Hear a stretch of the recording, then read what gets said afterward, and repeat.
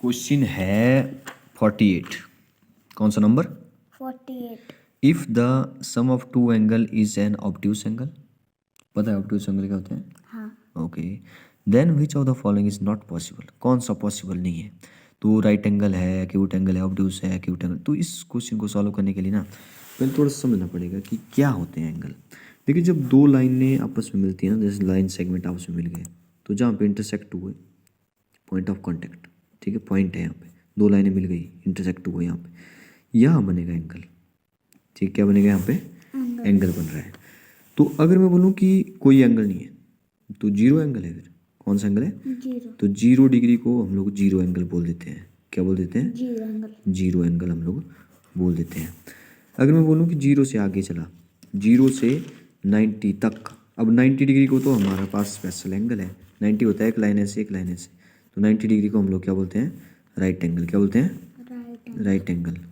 यहाँ देखो, यहाँ पे राइट एंगल। क्या बोलते हैं? Right angle. तो 0 और 90 के बीच में कौन सा एंगल होते हैं? राइट ये क्या लिखा मैंने?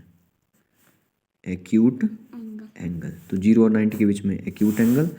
90 और 180 के बीच में कौन से होते हैं? Right angle. कोई राइट एंगल तो 90 डिग्री होता है। 90 और 180 के बीच में कौन सा होता है? Obtuse angle. Obtuse angle. कौन से? ऑब्ट्यूस। Obtuse angle. और 180 डिग्री को क्या बोलते हैं? 180 डिग्री होता है रिफ्लेक्स एंगल। वही 180 डिग्री होता है ऐसे। क्या है? कौन सी लाइन है? सीधी लाइन है, स्ट्रेट लाइन। कौन सी? Straight. Straight line, straight angle बोलते हैं इसको। क्या बोलते हैं? Straight angle. अब 180 से आगे और 360 से पीछे क्या बोलते हैं इनको? रिफ्लेक्स। क्या बोलते हैं? Reflex angle. और 360 डिग्री होता है जैसे पूरा angle. Full angle. Very good. क्या बोलते हैं इसको? Full angle. Full angle. Angle. या एक पूरी रेवोल्यूशन तो उसको फुल रेवोल्यूशन या वन रेवोल्यूशन भी बोल सकते हैं। ये कंप्लीट हो गया एंगल पूरा, तो कंप्लीट एंगल भी बोलते हैं इसको। क्या बोलते हैं? कंप्लीट। कंप्लीट एंगल भी बोलते हैं। क्लियर हुआ इतना? एक बार फिर से बताऊं, 0 और 90 के बीच में होंगे एक्यूट। कौन से? एक्यूट। और 90 डिग्री को राइट एंगल बोलेंगे। क्या बोलेंगे? Right angle. राइट एंगल बोलेंगे। और 90 और 180 के बीच में कौन से होंगे? Obtuse angle. 180 डिग्री को क्या बोलेंगे? Straight angle. 180 और 360 के बीच में कौन से होंगे? Reflex angle. और 360 डिग्री को क्या बोलेंगे? फुल एंगल या कंप्लीट एंगल। ठीक है। क्वेश्चन क्या था? क्वेश्चन था कि सम ऑफ टू एंगल, कहाँ चला गया? Obtuse angle. ये बोल रहा है कि दो एंगल का सम जो वो ऑब्ट्यूस एंगल आएगा, तो इनमें से कौन सा सही नहीं है? तो वन राइट एंगल, एक 90 डिग्री है और दूसरा एक्यूट एंगल, तो आ सकता है ना ऑब्ट्यूस एंगल। मतलब एक 90 रखा, दूसरा कोई भी एक्यूट रखेंगे तो 90 और 180 के बीच में ही आएगा ना। ठीक है, तो ये बिल्कुल सही बात है।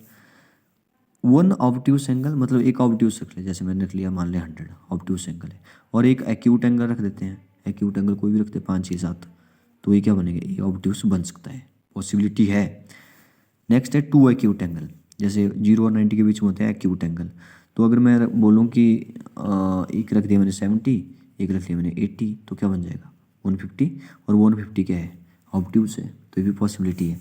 नेक्स्ट है टू राइट एंगल। अब दो राइट एंगल कितना डिग्री होता है? 90 डिग्री। अब दूसरा भी क्या, कौन सा होगा? दोनों 90 डिग्री है, राइट एंगल है, तो दोनों 90 डिग्री क्या बन जाएगा? 180। ये जो 180 है पॉसिबल नहीं हुआ, क्योंकि 180 हमारा ऑब्ट्यूस नहीं है, ये कौन सा है? स्ट्रेट है। तो इसलिए कौन सा सही नहीं हुआ? टू राइट एंगल वाला बिल्कुल गलत है। Last one will be the right answer. Clear?